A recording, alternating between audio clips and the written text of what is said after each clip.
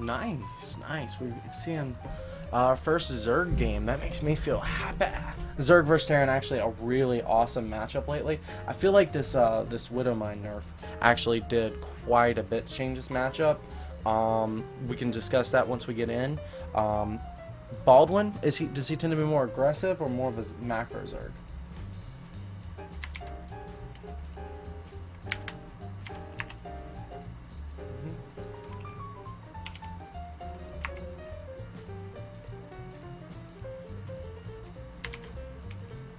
Yeah, I feel like Roachling Baneling timings, especially at 5.5 or 8 minutes, really shine right now because a lot of these Terrans just don't know,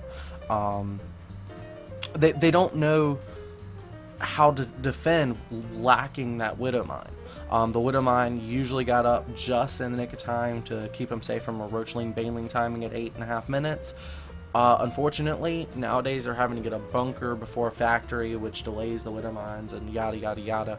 So I don't know.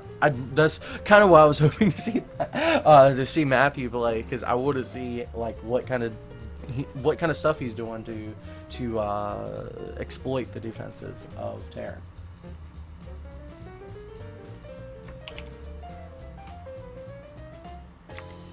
Damage compared to what it was is a lot less, like the splash radius and everything.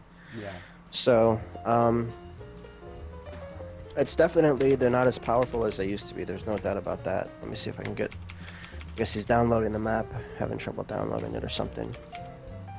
Yeah, I actually did as well. Had some issues.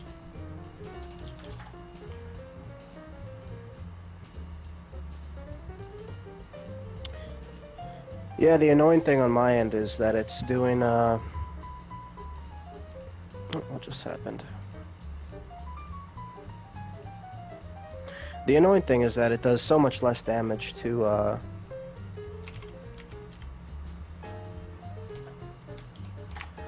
the Zerg army, but it does, still does the same amount of damage to your own army. I mean, there's been a lot of times that you catch those Widow Mine shots, and the Zergs are good at baiting them, you know, splitting their units and baiting the shots on top of your army. They're just as devastating. Yep. They most certainly are, man. They most certainly are.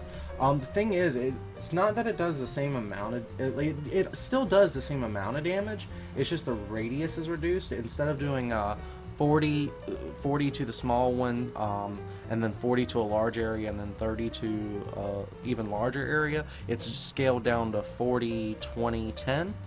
So Marines just tend to cluster a lot more than some of the Zerg units.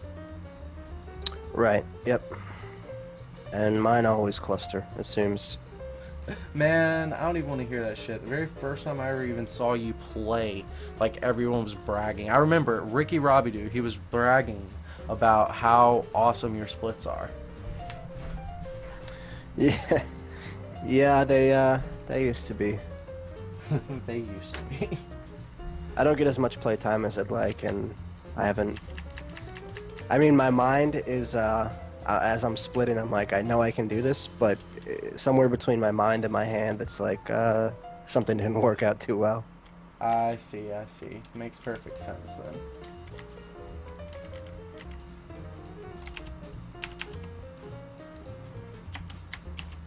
Alright, so here we go on game 2. It is going to be Envious from last game, the Terran player, against Baldwin. And a fun fact, Baldwin and Trace User both came from Eternal Dreamers. Oh, yeah! Baldwin is from ET&D, isn't he? Yeah, they both left before we picked them up, but their previous team was Eternal Dreamers, so I don't know if these guys know each other or what's going on with that, but that is dirty, man. You really went and did that, didn't you? That's awesome. Yeah. I mean, like I said, they weren't on the team when we picked them up, but that was their, that's their ex-team, so. Right. Dude, that is so awesome.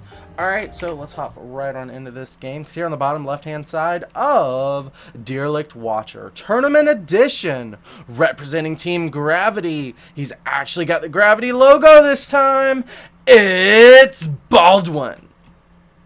And Baldwin's former teammate over here on the bottom right-hand side. Or bottom right. Wow, I'm dyslexic today. Top right-hand side of Derelict Watcher. Representing Eternal Dreamers, it's his opponent's former team. Do they know each other? We have no idea.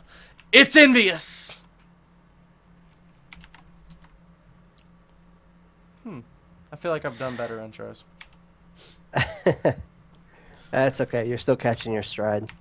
Yeah, and plus I know nothing about these guys, so... It's all about the games, right? We're just here as secondary entertainment. Indeed. They don't really care about us. They really don't. Especially me. I'm assuming most of the ET&D folk are like, Shaft, who's that? And if they're not, then it's a lot worse, so... So it's better that they don't know you. I don't know. I'm not sure. I have not come to a confirmation. Let's ask Sean. Yeah, anyway. Yeah. So, Baldwin opts to drone scout, wants to make sure that there's nothing crazy going on. You know, like a 2 racks or something like that, and he's gonna see the barracks and the gas, so it's gonna be a Reaper opening most likely. Yeah, which is actually awesome because this is what I was talking about with Terran not knowing how to defend early. Like, it's really Reaper into Hellion with a possibility of Banshees for defense. That's the best way to stay safe against Roachling Bling. Envious already ahead of that. He's not trying to go for that super greedy play with command center first and like a 16 racks and, you know, just the pre-patch Terran shenanigans that, you know, was so dominant for so long cannot be done anymore. Envious doing a great job. He's even blocking this gas so that the Zerg can't block it. You know, he doesn't need a second gas, but he doesn't want the Zerg to steal it, and he cancels it as the Zerg dies. Yep, nice little move there. At first, I saw the gas on the production tab, and I was really confused as to what he was doing. But obviously, it was just to block the drone from getting that and staying alive and being annoying a little bit longer. Yeah, worth Second noting. Reaper coming out. Worth noting out of Baldwin, he is doing a no gas build, and this is going to really put him at a disadvantage against a Reaper. He may want to eventually get some Ling speed or something like that, but obviously this isn't going to be a fast Mutalisk build. Does he tend to favor like ground units like Roach Hydra, or is he like a Speedling Baneling player, or, you know, does he like the Mutalisks? It'll probably be the standard Ling Baneling Mutalist style that most people are doing right now. Baldwin actually trying to wrap around 2 Lings to hit this SCV, but smartly Envious has the Reaper at home. He's not going to be fooled by that. Has it back there to defend, so I don't think he's going to get that SCV kill. Nah, he won't. Reaper defense, man. It's an odd concept, but something that's been working this patch. Yeah, I mean, once the Reaper opening started, a lot of Zergs would you know, start wrapping around a couple of Lings to try to pick off that SCV on the low ground. And if you send him out, obviously he's not going to be there, so they would lose that and lose a lot of it would delay this command center a long time. So, oh, he's gonna loses one of the Reapers. That really hurts, actually. Look, this Reaper's spine is just laying on the ground, the Overlord flying over it like, tasty. So we've got 2 queen defense here, with, you know, 2 queens at the bases injecting, so 4 queens total. This is going to be a lot of creep spread early on. Should be able to get right up in his opponent's face with the creep spread, unless this Reaper Hellion defense really starts to take off and clears off creep. The Banshees as well, but this time he's getting Cloak. Cloak is unusual with this build, so it's going to be more damage-based Banshee rather than the stay back, keep yourself safe from Roach Baneling kind of Banshee. I'm interested to see how he uses this. Yeah, I mean, I don't think it's too uncommon. he's definitely going to use it offensively along with this Reaper Hellion Yeah. combo up front. And this actually isn't Um, uncommon at all. I find that this is becoming the new metagame. This is a Tasia style opener, and Tasia's just been dominating in this patch, like amazing stuff. yeah, it's good. It lets you get out there. There's not too much really that can fight this early on, so it's Hmm. all about the Zerg defending and the Terran not overcommitting, and then just adding the cloak. And it's so cheap now; it's not that big of a deal, really. Right. It's going to force some spores or some overseers out of the Zerg. And if it doesn't, then the Zerg's going to take a lot of damage. And I don't know, Baldwin does see it now, so I think he has enough time to respond to it. Yeah, Cloak is only just now finishing. Spore Crawlers take like a blink to build, 30 seconds actually. It's going to take much longer than that for the Banshees to actually get in there, get in position, and do something. Well, here we go. Here is the Cloak, but looks like Queen is going to get away. Drones just camped around like, oh, Spine Crawler, let's defend it against the Banshee. Oh, we can't attack up. Let's go home. Yeah, and there's a good amount of drones here. A few drones at the third. And what he'll do is just Um, build buildings there so they don't die and then cancel the buildings later. right. Oh, looks like, did that one Banshee go down? Yeah, looks like one of the Banshees went down. The Spore Hmm. Crawler and the Queen combination took it out. Now, Bald. these units are trapped. Mm-hmm. These Hellions are trapped in here, and they're all weak. The Queens, I think this is a bad move throwing them into the third like this. Very much so. He Uh, got too aggressive. This Reaper Hellion Banshee composition just not intended to be aggressive, yet he's playing it like 2 patches ago when this was the go-to opener. Now this is more of defense. It's pokes, it's keeping yourself zoned in, and we've actually got Lings running here into the third that's going to be able to take... Oh, actually it's going straight into the natural. Wow, he's yep, going to and be able that's to... a better move. Yeah, a lot more SCV kills, that's for damn sure, but the Lings got surrounded, so maybe not. Yeah, they picked off a few. Yeah, Not the end of the world, really, no. but I'm not sure what's going on with that starport. Somehow it got placed off. Okay, he's just swapping it around. Mm-hmm. Um, so everything's kind of stabilized. I mean, unfortunately for Envious, wow, he's made a lot of Hellions. Usually he'll stop at 6, maybe 8, but Mm-hmm. Well, yeah. he made probably what 12, 14 Hellions. Yeah, he had 6, 7, maybe 8 to begin with, and then he had to replenish them because he lost them. This is his only opportunity for defense. There's a later Roachling Baneling timing at 12:30 that he's just got to prepare himself against. That's more of Tang's 3-barrel bust style, but is still something that Baldwin could pull out of his ass. Yeah, I mean, definitely losing those early Hellions is a big deal.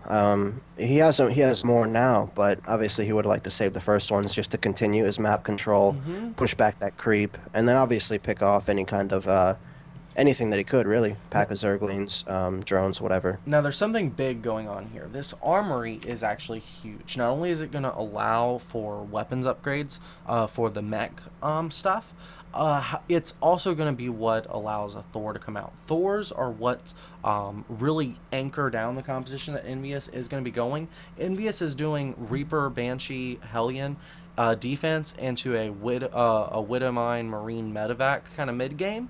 And ultimately, he's going to want to use Thors to anchor down that infantry. Tanks suck. Widowmines nerfed.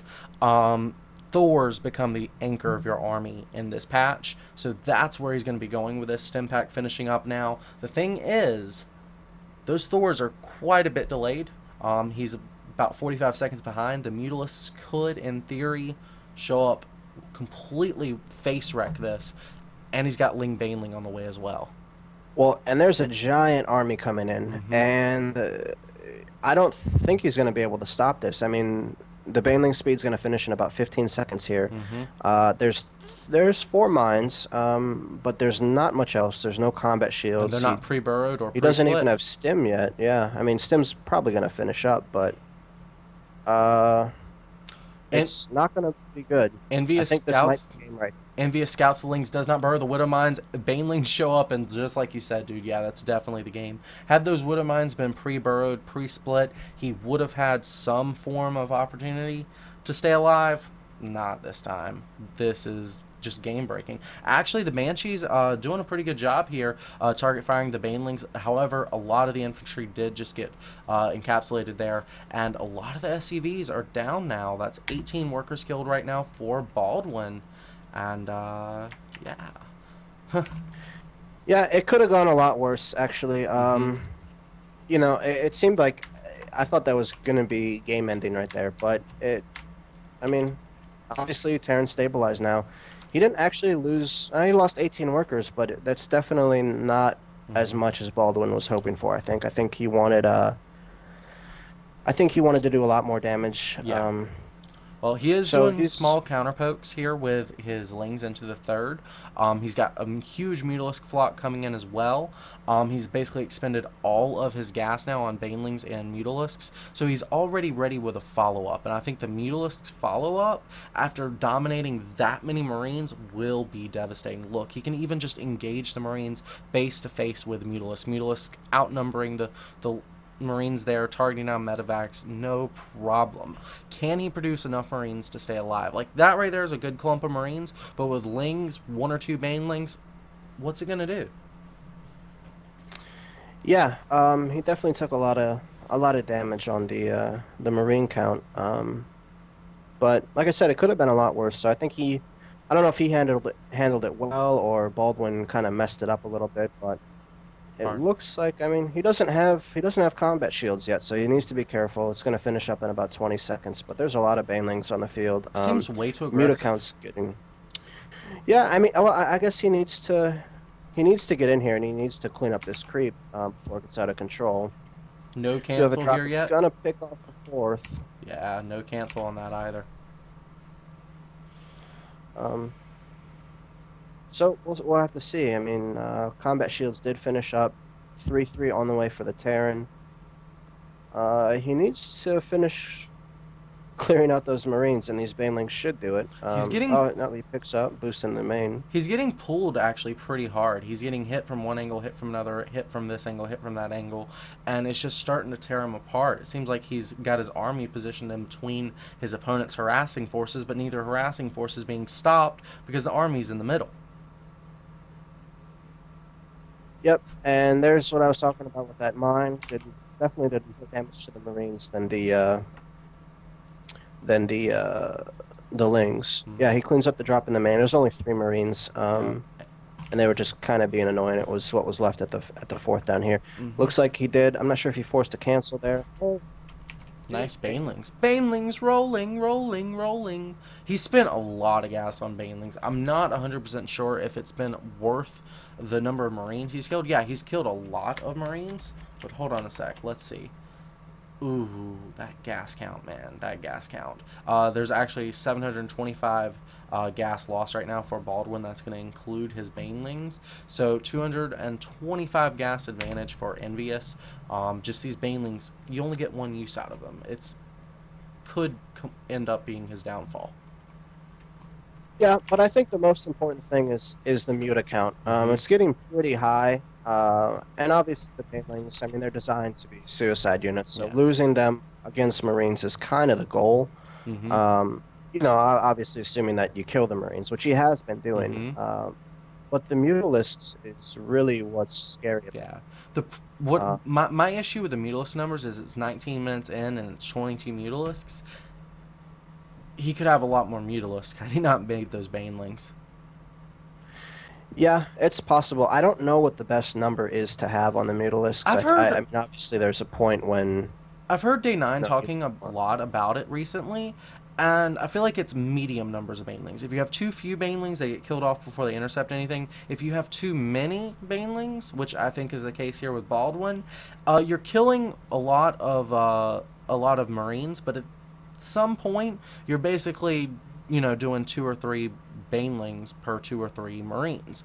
1 Baneling per 1 Marine, yeah, he's just killed off a lot of Marines, but he lost 12, 13 Banelings to do so.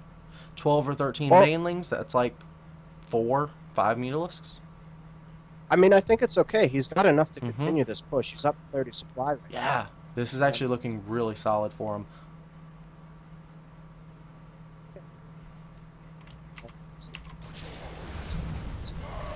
now unit number is enough to just engage these Marines straight up. Yes, sir, indeed. It looks like Envious is actually out of units here. There's only one Banshee, 19 Marines, and 4 medevacs on the field.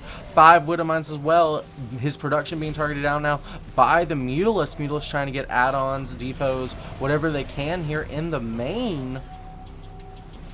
Yeah, this feeling here is having having the Mutalisk on top of your production, knowing right when those Marines pop out, you're gonna lose them.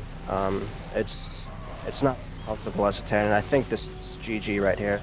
It's looking like it, my friend. Looking like it. Now, how long does it take to replenish an add-on if Mutalisk target fire it like this? Say that again? How long does it take to replenish an add-on? How does it feel as a Terran player if Mutalisk just start targeting your add-ons in a situation like this? Oh, it hurts a lot. I mean, if you think, I mean, you're basically cutting it in half, right? You're cutting your production in half. Right. That's not including rebuild time of the reactor. So you instantly go down from 2 production to 1. And then you have to stop production to rebuild it. Yeah, and it's got about 2.5 times less health than the barracks. Exactly. Yeah. Lot of good players will target those down. However, you know, he's able to keep this Mutalisk count down pretty low. Yeah, definitely. Again, I think the supplies are kind of tough. You should have cleaned up. And it's just not an army. 5 at a time. They're coming right out on top of Mutalisk. And the supply is almost at this point. So, Terran's trying to hold on here. He does have his 4th up and running. It's pretty defended. All right. It's GG. That is GG, my friend. That is GG. All right, so let's award our victory to Team Gravity.